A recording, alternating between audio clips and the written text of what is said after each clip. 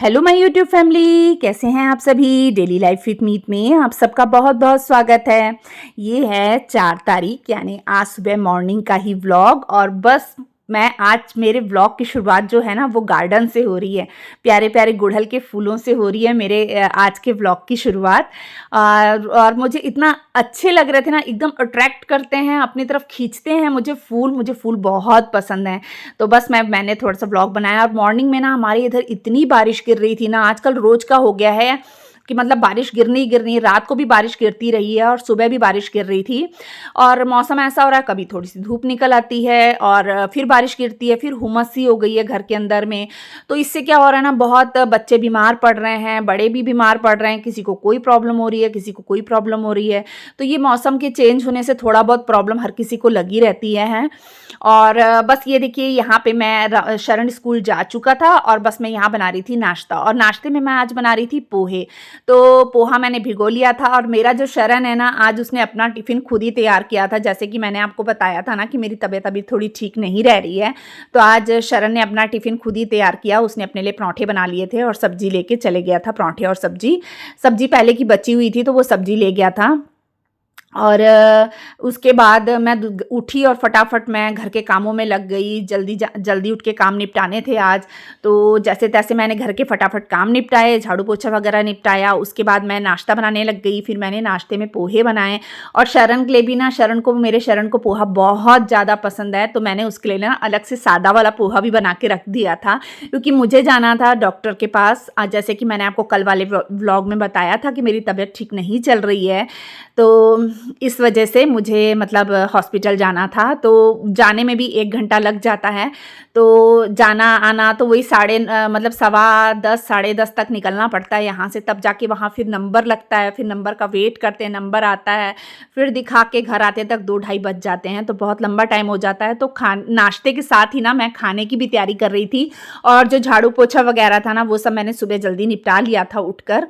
और खाना भी बना दिया था, क्योंकि मुझे ये था कि बच्चों को पीछे मुश्किल ना हो। मैं जब भी हॉस्पिटल जाती हूँ ना, तो मैं पीछे से खाना बनाकर जाती हूँ पूरा, ताकि मेरे बच्चों को पीछे से कोई तकलीफ ना हो। और डैडी जी भी रोटी खाने आते हैं, तब तक खाना पूरा बना रहता है, आटा वगैरह सब गूंद कर जाना रहता है।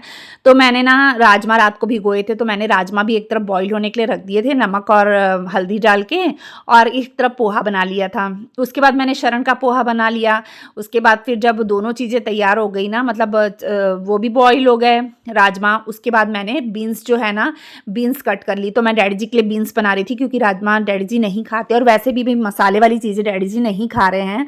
तो ये देखिए, मैंने इधर राजमा का जो तड़का था ना, वो भी तैयार कर लिया था। अदरक लहसुन, हमेशा लहसुन छिल के रखती हूँ, लेकिन अभी बीच में तबीयत ठीक नहीं होने की वजह से मैंने लहसुन बिल्कुल नहीं छिल के रखा था। स्टोर में बिल्कुल भी नहीं था कि मैं स्टोर करके रखा हो तो मैं फटाफट निकालूँ और बना लूँ, जैसे कि हमेशा मैं करके रखती हूँ।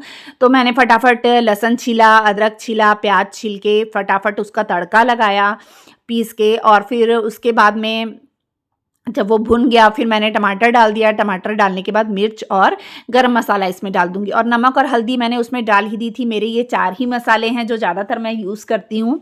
तो बस ये सब होने के बाद मसाला भुन गया, फिर मैं इसमें राजमा पलट दूँगी। और फिर उसी कुकर में ना, फिर मैं बीन्स की सब्ज़ी, मैंने धो के कुकर को ना, उसी में मैंने बीन्स की सब्ज़ी चढ़ा दी थी।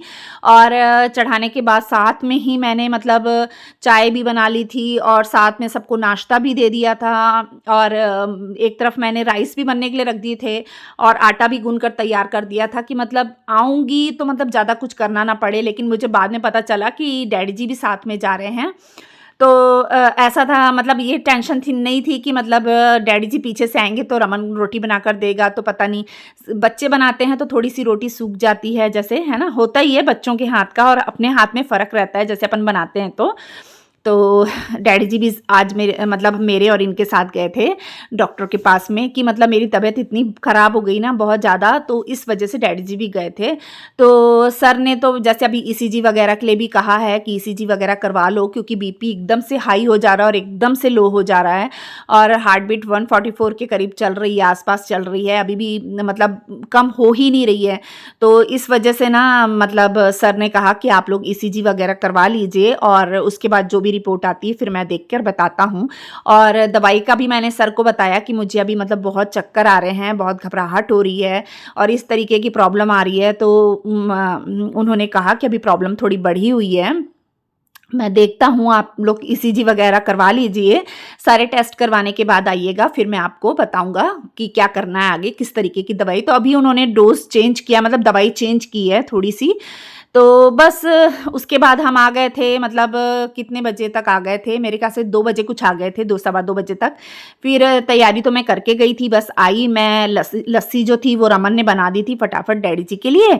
और लस्सी बनाने के बाद ना उसने लस्सी रख दी थी और बर्तन जो नाश्ते के थे ना वो मैं धो के गई थी, और दोपहर के खाने के जो बर्तन निकलने थे बस वही मेरे को धोने थे और कुछ नहीं करना था। बाकी झाड़ू पोछा, मॉर्निंग की डस्टिंग वगैरह मैं सब करके गई थी, अपने घर के सारे काम निपटा के गई थी।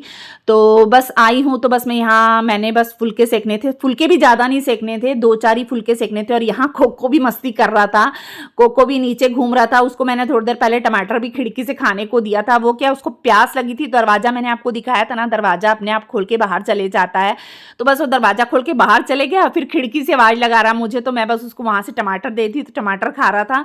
अब अंदर आ गया, तो अंदर आके अब कुछ कुछ मांगना उसका तो शुरू हो जाता है कि मम्मा ये भी दे दो, मम्मा वो भी दे दो।